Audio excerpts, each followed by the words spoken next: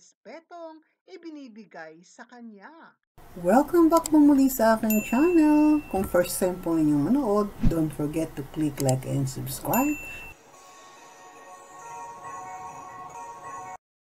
Opo, trending pa rin ang naganap na 40th PMPC Star Awards Night at eto nga lahat ay nagbigay pugay kay Ate Guy nang siya ay dumating sa naturang events at tunay na makatindig balahibo ang respetong ipinagkakaloob sa kanya ng mga taong naroroon at kahit saan man siya magpuntang events. And of course, a female celebrity of the night ang nag-iisang Nora Honor at talaga namang walang kakupas-kupas ang mahika at karisma ng ating pambansang alagad ng sining na mayroong total of 3 awards na tinanggap ng gabing iyon at maraming naging masaya, happy for both artists na si Ginoong Christopher De Leon o si Papa Boyet.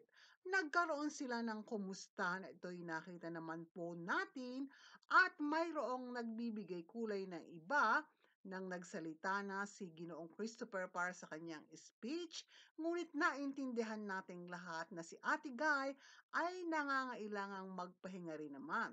Nang magpasalamat ang national artist ay maikli lamang ang kanyang mensahe sapagkat hindi naman bumabata ang gabi kung kaya't nauunawaan natin na si Ate Guy ay pagod na rin at kailangang huwag itong mahapo. Ganun pa man ay masaya ang lahat para sa dalawang artista na nagkitang muli ng gabi ng parangal. Kapwa sila tumanggap ng Dekada Awards. Si Ate Guy ay Female Celebrity of the Evening or the Night at ang kanyang Best Actress sa movie na Pieta. At ang ating namang Diamond Star ay talaga namang true friend at ang kanyang pag-aaruga at pagmamahal ay kitang-kita pa rin para sa ating national artist. Tagumpay ng kapwa mahusay na artista. Bagamat triple tie, ang ating si Ate V ay hindi naman nakarating sa naturang okasyon. Nakadagdag ng kinang ng isuot ni Ate Guy ang kanyang national artist pin. Yan lamang po. Maraming salamat at God bless us all.